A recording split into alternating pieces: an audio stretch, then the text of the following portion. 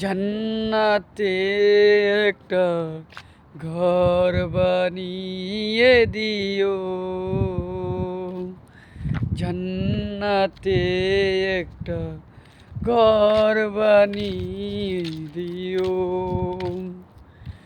আমি পাপী অধম দয়াময়,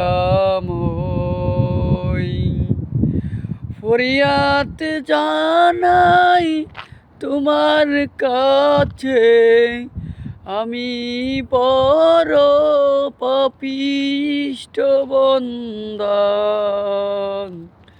মালিক, জান্নাতি একটা ঘর বানিয়ে দিও,